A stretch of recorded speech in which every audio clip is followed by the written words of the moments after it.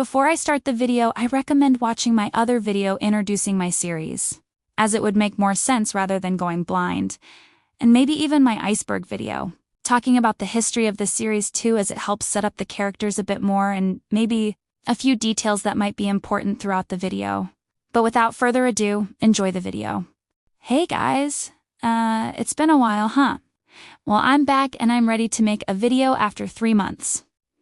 Well, I haven't really been posting, mostly because of school, especially with the second semester taking a toll on most of my grades. Hopefully you understand. But back to the actual focus of this video. This will mostly be focusing on redesigns of the characters and the kinda official lore, so let's get started. One thing I realized about the original character designs was that they didn't even look like animals. Quite a silly mistake, huh? Well, that's what I focused on while changing these designs, so hopefully you can tell what type of Beastarians they are. I also focused on giving them each a disguise so they can hide their identities throughout the series. For her design, I decided to make her more colorful rather than her mostly purple character design. I gave her gills, webbed fingers, and a tail that are purple but over time turn into her natural color, copper. This includes her hair that eventually changes black over time. These are all because of the fact she is in the entertainment industry. To make her more eye-catching, they have her exotic colors to make her stand out and more profitable. But this will be more analyzed in another video.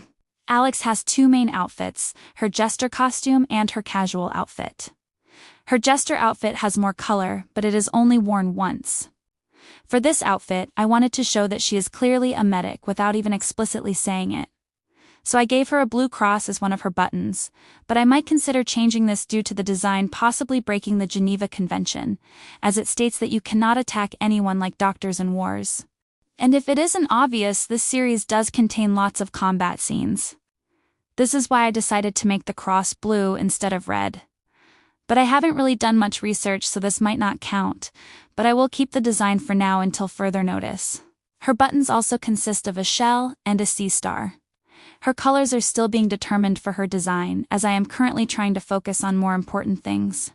But I'm considering taking inspiration from Hugh Morris's color palette from the Tomodachi Life Direct. For her casual outfit, it is a white shirt with her blue cross, khaki shorts, and a small black messenger bag for her medical supplies. After that, I found out that axolotls could only breathe inland for so long.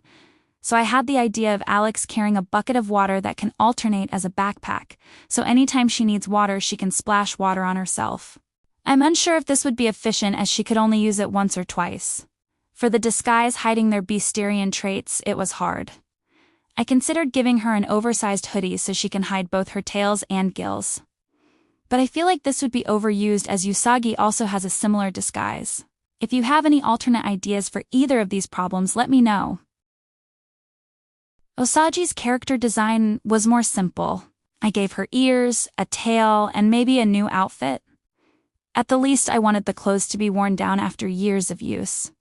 I'm still determining the colors and the exact outfit, but I'm probably going to have the outfit down by the time I get this video out.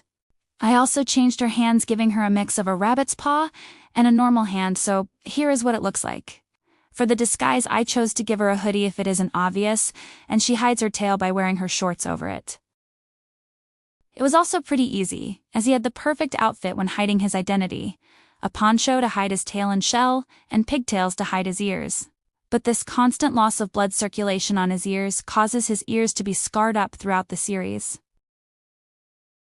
So originally for the video, Satoya's character design was almost complete, but due to an inconvenience I am choosing to restart his character as a whole. I don't really know how to start as I want this part to be quick, but basically it would make little to no sense without explaining the lore, which will be explained later in the video, and his character alone definitely needs a video by himself, so I will just leave it at that so I can explain more next video. So, assuming you're confused on why I'm now moving on to other things so quickly due to the fact that I have other characters to discuss, Loke and Tulin, well, I scrapped them. I realized it is more of a hassle to have around 6 main characters, let alone 4. But the reason I'm only scrapping these 2 is because most of the series doesn't make much of a change without them. I feel bad about saying this as they were two good characters by themselves, but in this case as main characters it's unnecessary. Luckily I'm considering putting them as side characters, but this won't be discussed any further. This may come off as a surprise, but me and possibly Paperbag, the original creator of this series, might actually work a bit together on the series. But I'm mostly running this, and as of recently I've been trying to contact him so we can finalize the lore. But so far he has mysteriously vanished for some reason whatsoever. I wouldn't mind, but this has been going on for a while now, so I have made my own refinements to the lore until he talks to me again, so here is an excerpt of what is supposedly the introduction to this series. Years and years ago there was only one race that dominated all others, the human race. But that changed after a massive war where casualties ended by the millions. The governor Kudakai Genter determined with the help of his advisors. The only way to end the war is to kill everyone by giving nuclear warfare to all countries, even his own. With the belief that the human race needs a hard reset and the only solution is mass murder. Prioritizing himself and a few other officials who believed that they were pure of any wrong and could help rule the rebuild of the human race and become leaders. Though this plan was foiled, as they were later killed from radiation poisoning. Billions were killed, but some survived. Over time, animals and humans mutated into hybrids due to the fallout. These subhumans were called Beastarians. There were now considerably two human races that roamed the planet. Over the many centuries, both races lived in harmony, with the belief that there was not much of a difference between the two. But over time, the belief of Beastarians dominating humans gave hysteria to many countries. So every military unit slowly began to rid Beastarians off of the face of the earth. Some accepted their fates, but some fought back only to perish or to be caught and exploited. And the rest hid in small secretive places, where they could never be seen again. Or that is what it was supposed to be. And that was about it. Sorry if this or anything throughout the video sounded confusing. Feel free to ask any questions in the comments because I will probably answer. Please be patient for the next video as I will probably be focusing more on school as finals will come up this quarter. Anyways, I will see you next video. Bye.